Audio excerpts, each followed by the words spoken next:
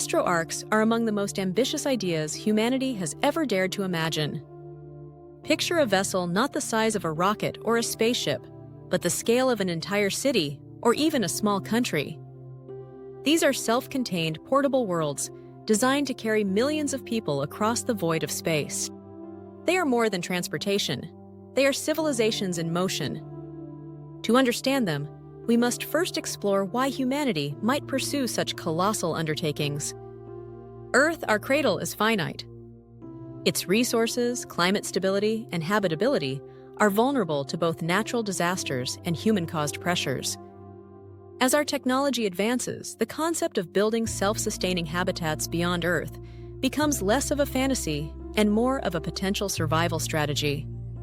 Astro-Arks represent not just escape pods, but seeds of humanity planted across the stars. Designing an Astro-Ark requires merging the knowledge of multiple scientific disciplines. At the most fundamental level, these portable worlds must maintain life indefinitely. They must recycle air, water, and nutrients perfectly, forming closed-loop ecosystems. This involves technologies such as bioregenerative life support systems, aquaponics, vertical farming, and biomes built to mimic Earth's ecosystems. Imagine an artificial rainforest stretching under a transparent dome, not for leisure, but to maintain atmospheric balance for millions of inhabitants. Beyond air and food, energy is paramount. Fusion power is often envisioned as the driving engine of these worlds, providing abundant energy to sustain entire artificial continents inside a spacecraft. Solar energy, harvested through massive arrays or even by tapping into stellar power during flybys, could also be integrated into such designs. The sheer size of Astro-Arks sparks fascinating engineering questions. Some designs picture O'Neill cylinders, rotating habitats kilometers long, where centrifugal force simulates gravity. Others imagine massive spheres, inspired by the concept of Dyson spheres, but scaled down to house populations within. These vessels may resemble moving planets, complete with artificial oceans, mountains, and skies projected across vaulted ceilings. Some futurists even propose hollowing out asteroids, reinforcing them, and turning their interiors into pressurized living spaces. Imagine standing on a landscape where the horizon curves upward instead of down, the ceiling dotted with glowing artificial suns. But Astro-Arks are not only machines, they are societies.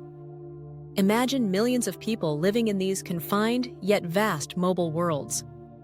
Cities would evolve within them, complete with cultural diversity, economies, governments, and traditions unique to the Ark itself. Children would be born who never see Earth. Generations would pass, and their entire sense of home would not be a planet, but the Astro-Ark. Philosophers speculate about the psychological effects of being a generation ship citizen. Would people feel trapped in a tin can, or would they embrace their Ark as a living world, sacred and unique? Over centuries, these inhabitants may even stop seeing themselves as Earthlings, considering their Ark to be their true homeland. Traveling between stars is slow. Even with futuristic propulsion systems like nuclear fusion drives, antimatter engines, or solar sails stretching thousands of kilometers, journeys would take decades, centuries, or longer. Astro-Arks are designed with this reality in mind. They are not simple transports. They are habitats built to sustain continuity of culture and civilization over unimaginable spans of time. The journey itself becomes life. On board, governance would evolve. Would democracy work when generations inherit voyages they never chose? Would authoritarian models emerge, controlling resources with strict laws? Or perhaps decentralized AI governance would ensure balance and fairness, acting as both caretaker and arbiter for millions of lives. Culturally, Astro-Arks would be fertile grounds for new art, music, and traditions. Imagine operas written for the acoustics of a rotating cylinder, or festivals celebrating the day the Ark passes a new star.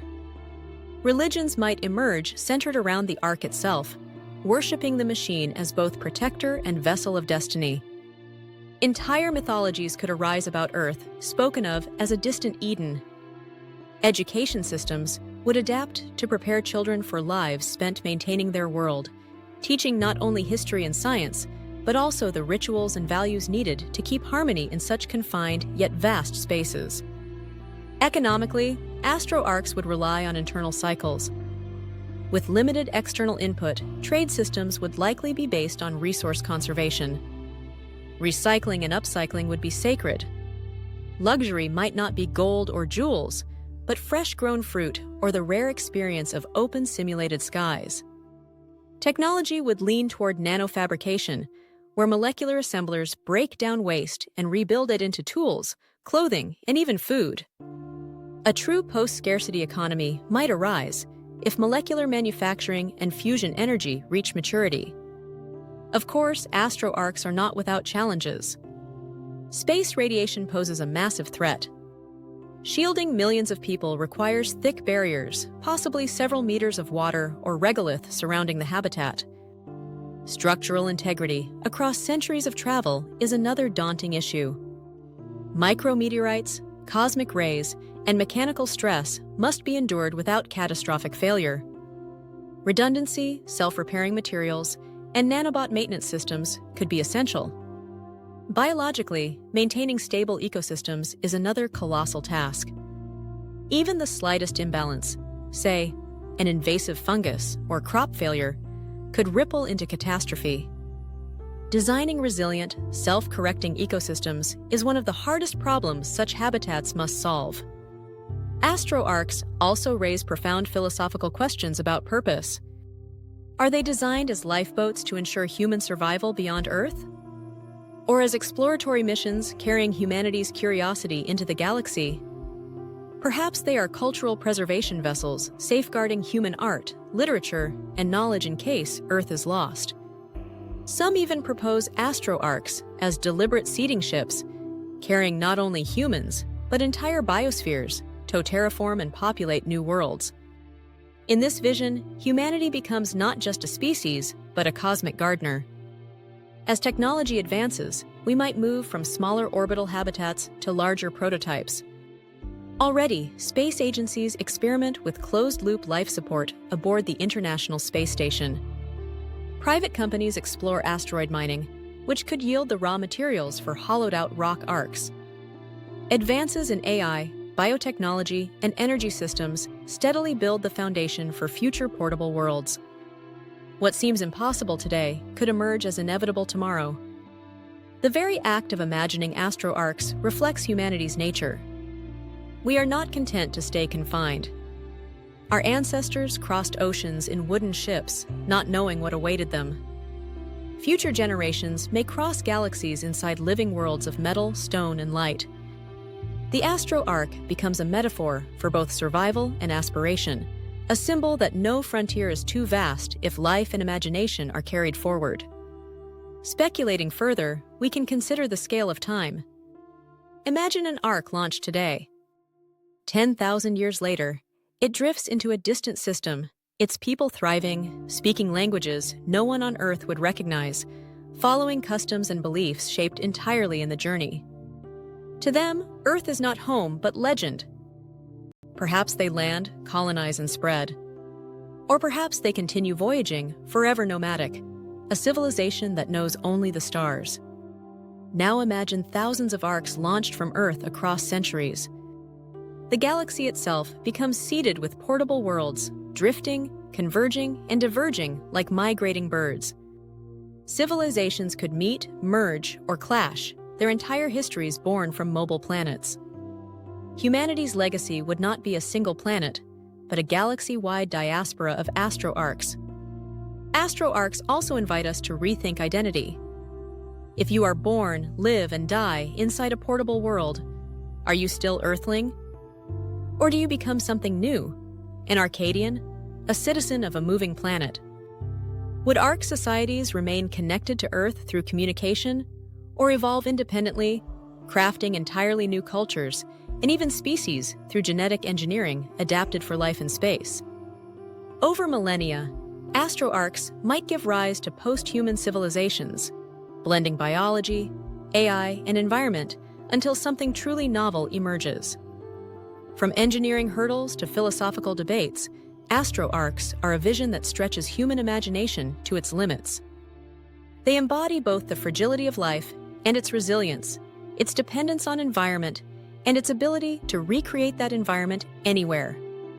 To think of a portable world carrying millions across space is to imagine the next great leap in evolution. Not just biological evolution, but cultural and technological. Whether they remain in the realm of science fiction or become reality in the far future, Astro-Arks remind us that the universe is vast, and with determination, we can carry our worlds with us wherever we go. And so the story of Astro-Arks is the story of possibility. Each detail, the engineering, the societies, the art, the struggles, adds to a vision of humanity that refuses to stay bound to one planet. In dreaming of portable worlds, we dream of immortality for our species, continuity of our cultures, and endless horizons for our imaginations.